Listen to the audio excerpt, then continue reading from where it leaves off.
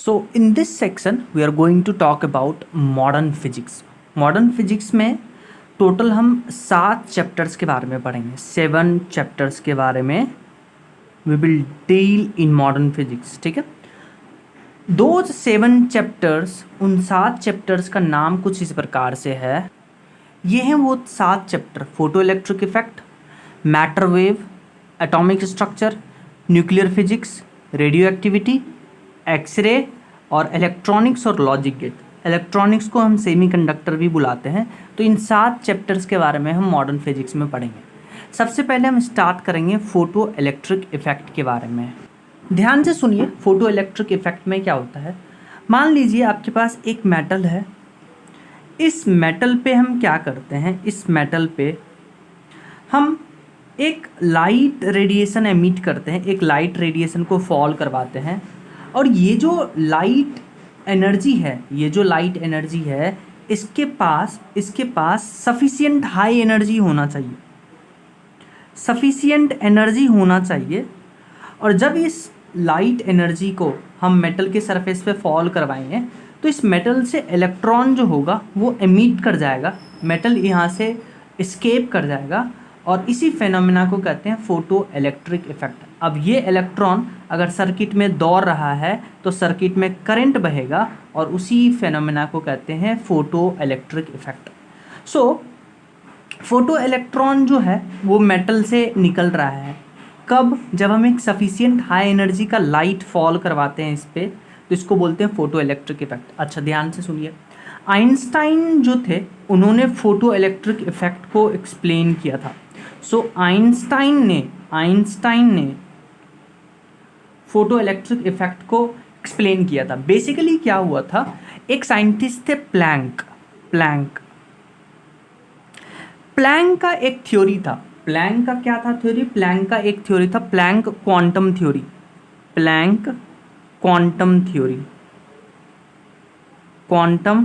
Theory.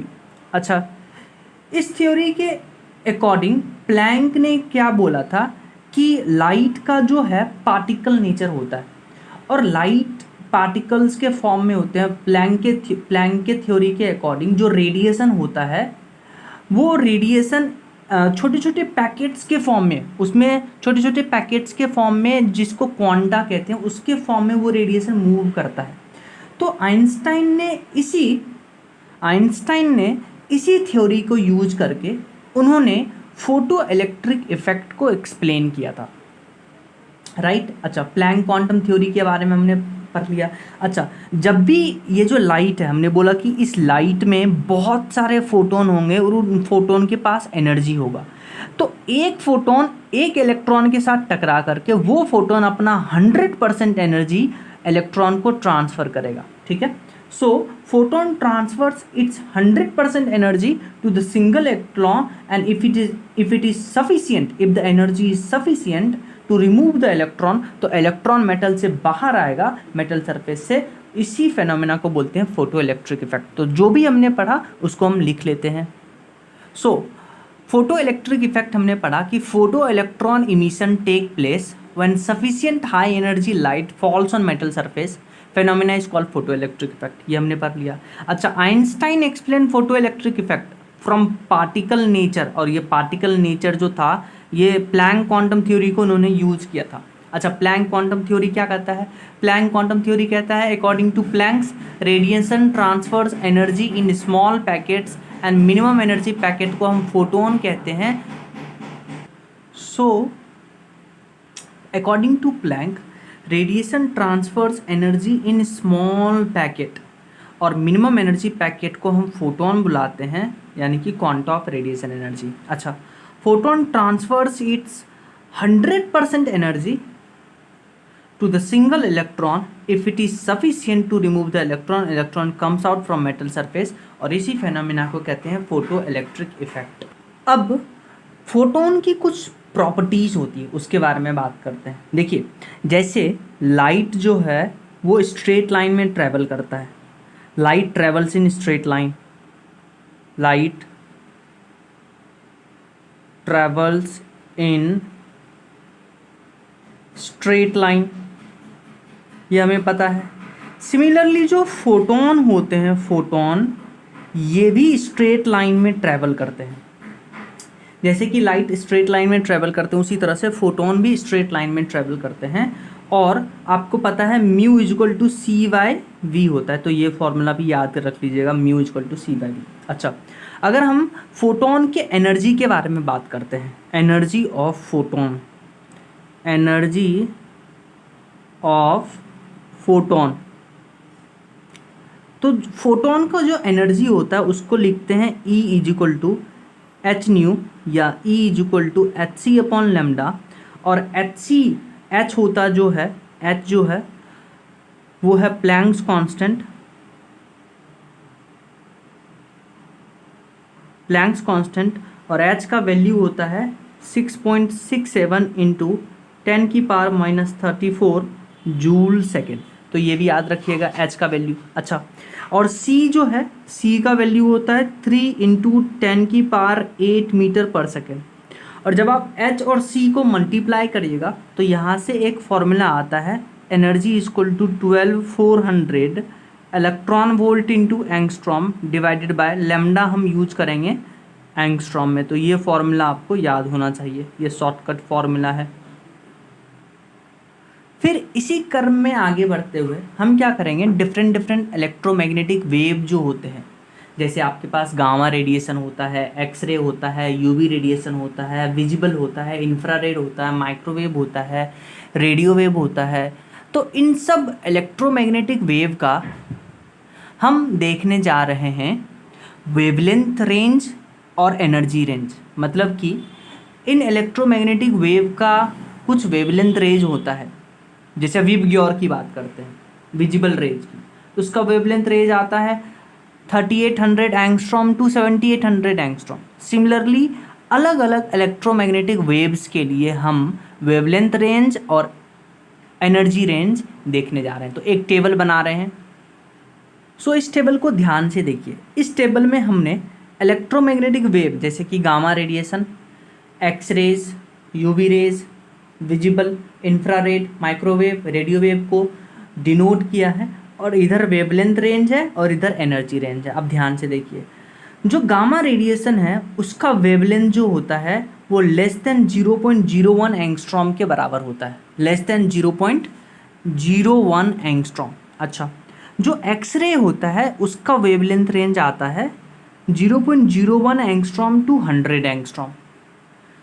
इन सब value को इधर वेवलेंथ या एनर्जी रेंज जो है इन सबको याद करना पड़ेगा आपको। यूवी रेडिएशन का जो वेवलेंथ रेंज आता है वो होता है 100 angstrom to 3800 angstrom. Visible rays का 3800 एंगस्ट्रॉम टू 7800 एंगस्ट्रॉम। इंफ्रारेड का 7800 एंगस्ट्रॉम टू 10⁻6 एंगस्ट्रॉम। माइक्रोवेव का greater than 10⁻6 angstrom. Radio wave का जो वेवलेंथ रेंज आता है वो आता है सेंटीमीटर, मीटर, किलोमीटर रेंज में आता है। अच्छा, सिमिलरली अगर आप एनर्जी रेंज को देखिए तो एनर्जी रेंज गामा रेडिएशन का एनर्जी सबसे ज़्यादा होगा।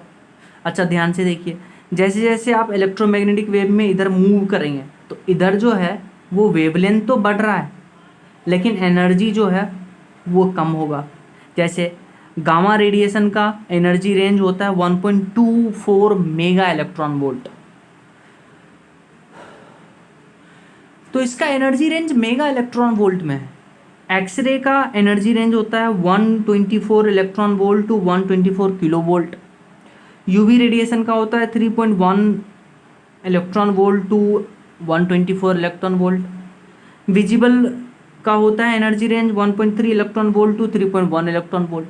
इंफ्रारेड का होता है 0.0124 electron volt to 1.3 electron volt. Microwave का होता है लेस देन 0.0124 इलेक्ट्रॉन वोल्ट, और रेडियो वेव का होता है very very less than 0.124 electron volt. Next हम बात करेंगे मेटल का ही प्रॉपर्टी है, दैट इज वर्क फंक्शन के बारे में। देखिए वर्क फंक्शन क्या होता है, ध्यान से सुनिए इसको। पहली बात तो वर्क फंक्शन को हम फाई से भी लिख सकते हैं या इसको डब्ल्यू से भी लिख सकते हैं। अच्छा, ध्यान से सुनिए। वर्क फंक्शन को ऐसे डिफाइन करते हैं कि minimum energy required to remove the electron from metal surface, उसको बोलते हैं वर्क फंक्शन। अच्छा, जैसे मान लीजिए ये मेटल है, इस मेटल में फ्री इलेक्ट्रॉन होंगे, तो इस फ्री इलेक्ट्रॉन को निकालने के लिए आपको एक बहुत मिनिमम एनर्जी चाहिए। वही मिनिमम एनर्जी जो है इस मेटल का वर्क फंक्शन है। अच्छा, ये जो वर्क फंक्शन है ये अलग अलग मेटल के लिए अलग अलग हो सकता है, तो यानी कि हम ये बोल सकते हैं कि वर्क फंक्शन जो है वो मटेरियल डिपेंडेंट होता है। अलग अलग मेटल के लिए वर्क फंक्शन अलग अलग होता है। सो वर्क फंक्शन जो है depends on nature of material. Different material के लिए वर्क फंक्शन डिफरेंट होगा।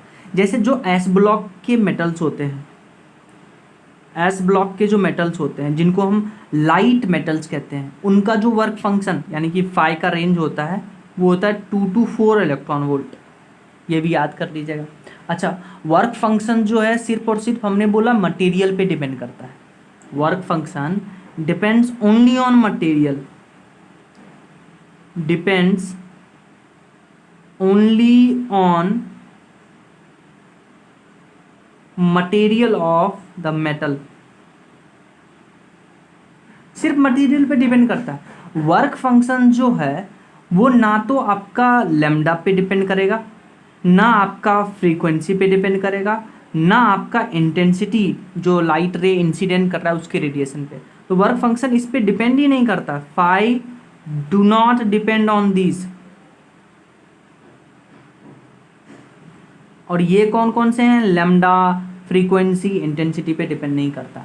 अच्छा, अगर मान लीजिए आपने दो एलॉय है, एक एलॉय ये है, एक एलॉय ये है, दोनों को मिक्स कर दिए, तो जब आप इम्प्यूरिटी ऐड करते हैं एक मटेरियल में तो जो वर्क फंक्शन है वो मैक्सिमम और मिनिमम वैल्यू के बीच में आता है, क्योंकि दो मैटर में आप मतलब आपने मटेरियल में इम्प्यूरिटी ऐड किया है। अच्छा, मान लीजिए आपने टेम्परेचर बढ़ाया तो जो वर्क फंक्शन है वो डिक्रीज कर जाएगा, क्योंकि टेम्परेचर बढ़ाने से जो फ्री इलेक्ट्रॉन है उसको एनर्जी मिलेगा, तो आपको और कम एनर्जी में ही इलेक्ट्रॉन निकल जाएगा आपके मेटल से, इसलिए वर्क फंक्शन डिक्रीज कर जाता है टेम्परेचर बढ़ाने से। ठीक है, सो वर्क फंक्शन को ऐसे डिफाइन करते हैं, डिनोट करते हैं फाई या डब्ल्यू से। Minimum required energy to remove the electron from metal surface is called work function. Work function depends only on nature of material, यानी कि डिफरेंट मटेरियल के लिए डिफरेंट होगा। Light metal, for light metals range होता है 2 to 4 electron volt. Work function independent from wavelength, frequency, intensity of incident radiation. ठीक है, work function found between maximum and minimum value when impurity ads in a material. दो material के बीच में होता है, और अगर आप टेम्परेचर बढ़ाते हैं तो वर्क फंक्शन डिक्रीज करेगा। अगर हम वर्क फंक्शन यानी कि डब्लू का अगर हम फॉर्मूला के बारे में बात करें तो वर्क फंक्शन का फॉर्मूला होता है एच न्यू नॉट या h c upon lambda not. ये वर्क फंक्शन का फॉर्मूला है। वर्क फंक्शन का फॉर्मूला होता है एच न्यू नॉट या h c upon lambda not. अच्छा, यहाँ ध्यान से सुनिए, जो न्यू नॉट है, न्यू नॉट को बोलते हैं threshold frequency. Threshold frequency, threshold frequency. और जो लैम्डा नॉट है इसको बोलते हैं थ्रेशोल्ड वेवलेंथ। थ्रेशोल्ड वेवलेंथ इसको बोलते हैं। अच्छा, इसको आप ऐसे भी लिख सकते हैं वर्क फंक्शन को, एच सी के जगह पे लिख सकते हैं 12400 electron volt into angstrom divided by lambda not in angstrom. इसको ऐसे भी लिख सकते हैं। अच्छा, फोटो इलेक्ट्रिक कब होगा और फोटो इलेक्ट्रिक कब नहीं होगा इसके बारे में बात करते हैं। तो फोटो इलेक्ट्रिक कब होगा, कब नहीं होगा, कब नहीं होगा, इसके बारे में बात करते हैं। फोटो इलेक्ट्रिक कब होगा, फोटो इलेक्ट्रिक कब नहीं होगा। ध्यान से सुनिए, अगर आपका जो लाइट रे है उसका एनर्जी ग्रेटर देन या इक्वल टू वर्क फंक्शन है तब तो फोटो इलेक्ट्रिक इफेक्ट होगा। तो इसी में अगर लाइट का जो फ्रीक्वेंसी है वो greater than equal to threshold frequency है तब भी फोटो इलेक्ट्रिक इफेक्ट होगा। अगर आपका वेवलेंथ, जो लाइट आप मेटल पे गिरा रहे हैं उसका लैम्डा जो है वो लेस देन है, इक्वल टू लैम्डा नॉट है, यानी कि थ्रेशोल्ड वेवलेंथ, तो इन तीनों कंडीशन में फोटो इलेक्ट्रिक इफेक्ट होगा। फोटो इलेक्ट्रिक इफेक्ट कब नहीं होगा, जब एनर्जी लेस देन होगा वर्क फंक्शन से, फ्रीक्वेंसी लेस देन होगा थ्रेशोल्ड फ्रीक्वेंसी से, और लैम्डा ग्रेटर देन होगा लैम्डा नॉट से, तो इन केस में फोटो इलेक्ट्रिक इफेक्ट नहीं होगा। ठीक है, तो ये हो गया वर्क फंक्शन का formula. Threshold frequency, threshold frequency क्या है कि वो मिनिमम रिक्वायर्ड फ्रीक्वेंसी जिससे फोटो इलेक्ट्रॉन का इमिशन हो। और थ्रेशोल्ड वेवलेंथ क्या होता है, maximum wavelength above which photo electric effect not possible is called threshold wavelength. जैसे आप वर्क फंक्शन का फॉर्मूला देखिए, h nu not is equal to h c upon lambda not. H c को लिख सकते हैं 12400 इलेक्ट्रॉन वोल्ट इंटू एंगस्ट्रॉम, और lambda not को रखेंगे एंगस्ट्रॉम में। न्यू नॉट को बोलते हैं थ्रेशोल्ड फ्रीक्वेंसी, लेमडा नॉट को बोलते हैं थ्रेशोल्ड वेवलेंथ।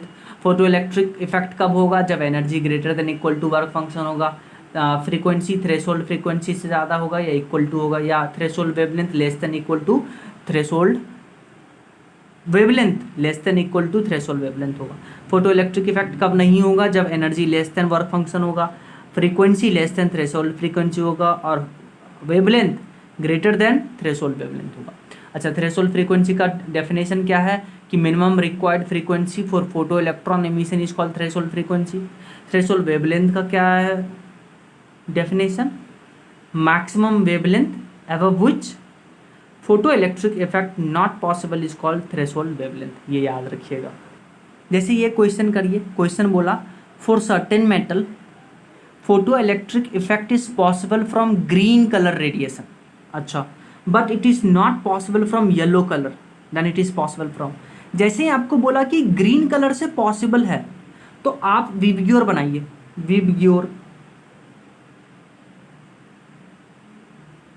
विबग्योर बनाए, ग्रीन कलर से पॉसिबल है, तो जो ग्रीन कलर का वेवलेंथ होगा वो थ्रेशोल्ड वेवलेंथ है। और अब फोटो इलेक्ट्रिक इफेक्ट उसी लाइट से होगा जिस लाइट्स का लेमडा जो है वो लेस देन लेमडा नॉट से है, उसी लाइट पे होगा।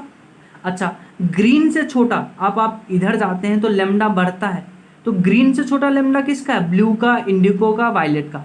तो इन तीनों से फोटो इलेक्ट्रिक इफेक्ट होगा, येलो, ऑरेंज, रेड से फोटो इलेक्ट्रिक इफेक्ट नहीं होगा। इसलिए जो आंसर हमारा पास है वो ब्लू आएगा। या ऑप्शन आपको ऐसे भी दे सकता है, मतलब क्वेश्चन सेम है, ऑप्शन अलग अलग कर दिया। जैसे एक में बोला माइक्रोवेव, रेडियोवेव, इंफ्रारेड और विजिबल रेड। अच्छा, तो ध्यान से देखिएगा, माइक्रोवेव, रेडियोवेव, इंफ्रारेड। अब आप जाइए उस टेबल पे, इस टेबल को देखिए, जो माइक्रोवेव है, रेडियोवेव है, इंफ्रारेड, इनके पास उतना एनर्जी है ही नहीं कि वो फोटो इलेक्ट्रॉन एमिट करवा दे मेटल से। विजिबल रेड में कुछ विजिबल में कुछ जो हैं वो करवा सकते हैं फोटो इलेक्ट्रिक इफेक्ट, लेकिन इंफ्रारेड, माइक्रोवेव, रेडियोवेव कभी नहीं फोटो इलेक्ट्रिक इफेक्ट करवा सकते हैं। सो इसका आंसर हो जाएगा विजिबल करवा सकता है। सिमिलरली ऑप्शन एक और चेंज करके दे सकता है कि इनमें से कौन करवाएगा, तो विजिबल करवा सकता है, यूवी करवाएगा, एक्सरे तो करवाएगा ही करवाएगा, इसलिए ऑल होगा आंसर। जैसे आपसे ऐसे भी पूछ देगा infrared of 100 watt capacity, infrared of 1 kilowatt capacity, UV of 1 watt capacity. तो इंफ्रारेड चाहे आप पावर कुछ भी दे दीजिए, पावर से कोई मतलब नहीं है। इंफ्रारेड आया फोटो इलेक्ट्रिक इफेक्ट नहीं करवाएगा, यूवी आया करवा देगा, तो ऑप्शन नंबर 3